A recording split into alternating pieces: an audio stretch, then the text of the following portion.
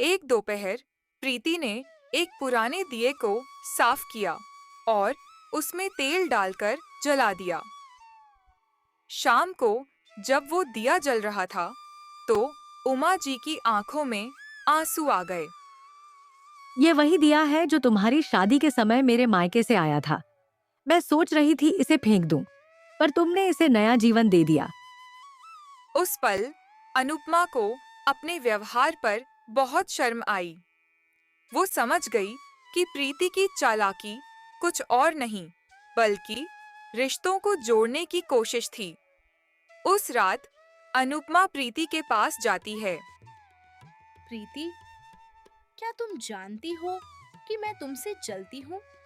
पर मैं तुम्हें परेशान करने की कोशिश करती हूँ और तुम हर बार मुझे ही चुप करा देती हो। दीदी, मैं आपको परेशान नहीं करती।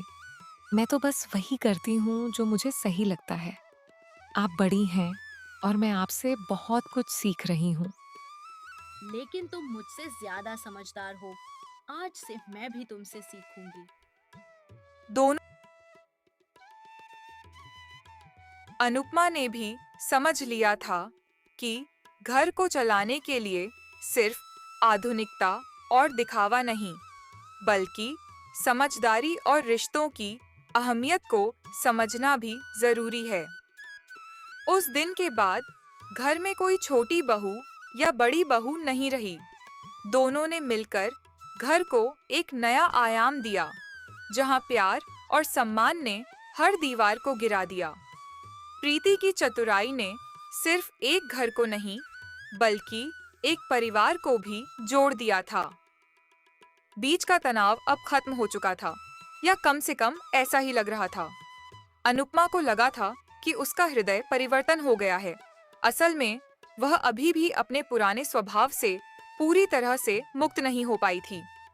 प्रीति की बढ़ती हुई तारीफों ने उसके अंदर की जलन को फिर से हवा दे दी थी।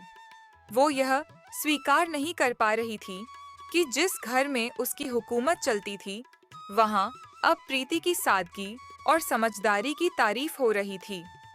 एक बार फिर उसके मन में प्रीति के लिए एक कड़वाहट पैदा होने लगी। एक दिन उमा जी की तबीयत थोड़ी ठीक नहीं थी, तो उन्होंने प्रीति से रात के खाने की तैयारी करने को कहा। प्रीति ने सबके लिए पसंद का खाना बनाया। जब वो रसोई में काम कर रही थी, तो उसने देखा कि अनुपमा रसोई में अकेले कुछ कर रही थी। प्रीति ने सोचा कि शायद वो कोई मदद कर रही है। दीदी, आप कुछ कर रही थी क्या? हाँ, बस खाने को थोड़ा ठीक कर रही थी। मुझे लगा उसमें कुछ कमी है। प्रीति ने मुस्कुराकर अपना काम जारी रखा। रात के खाने के समय जब श्री विश्वनाथ जी ने पहला निवाला लिया, तो उन्होंने तुरंत प्रीति की ओर देखा। प्रीति, आज खाने में इतना नमक क्यों है? अरे, तुम जानती हो ना कि मुझे ज्यादा नमक पसंद नहीं है।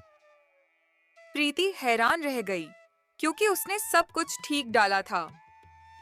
हाँ बेटा, आज तो खाना बहुत तीखा भी है। पता नहीं क्या हो गया है। प्रीति शर्मिंदा हो गई। उसने सबके सामने माफी मांगी, पर उसके मन में एक संदेह उठ रहा था।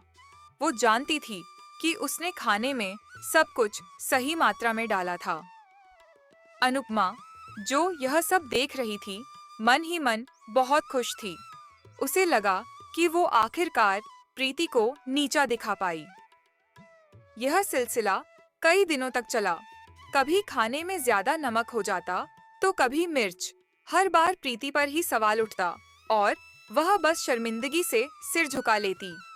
उसने कोशिश की कि खाना बनाते समय वो किसी को भी रसोई में न आने दे, पर अनुपमा हमेशा कोई ना कोई बहाना बनाकर आ जाती।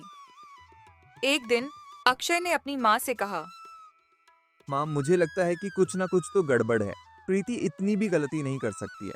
मैं जानता हूँ वो हमेशा ध्यान से खाना बनाती है। मुझे भी यही लगता है, पर और कौन करेगा? अक्षय ने फैसला किया कि वो इस पर नजर रखेगा। अगली रात जब प्रीति खाना बना रही थी, तो अक्षय छुपकर रसोई में गया। उसने देखा कि प्रीति के बाहर जाते ही अनुपमा ने चुपके से आकर खाने में एक चम्मच नमक और मिर्च डाल दिया।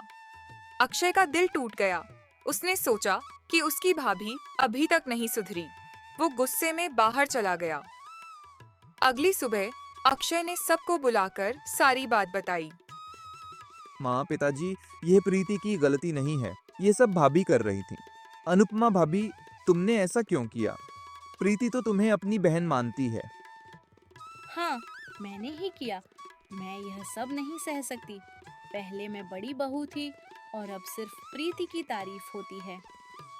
उस दिन अनुपमा ने अपना सामान बांधा और अपने मायके जाने का फैसला किया।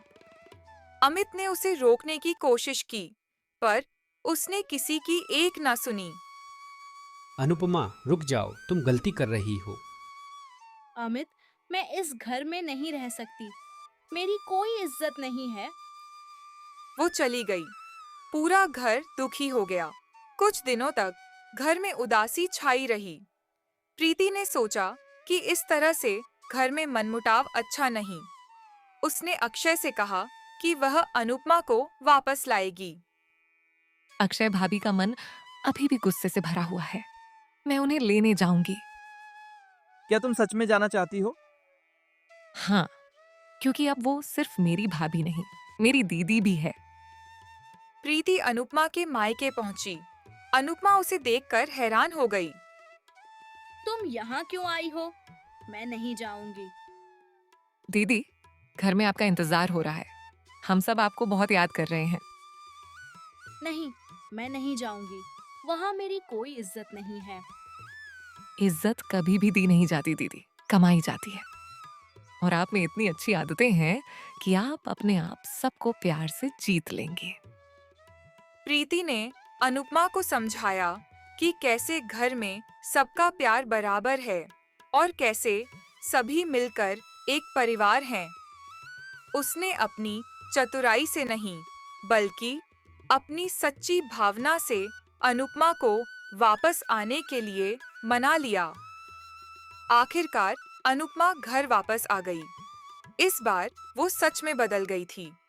उसने घर आकर सबसे माफी मांगी और प्रीति से गले मिलकर कहा, तुम सच में इस घर की बड़ी बहू हो, प्रीति। और इस तरह घर में एक बार फिर से खुशियां लौट आईं।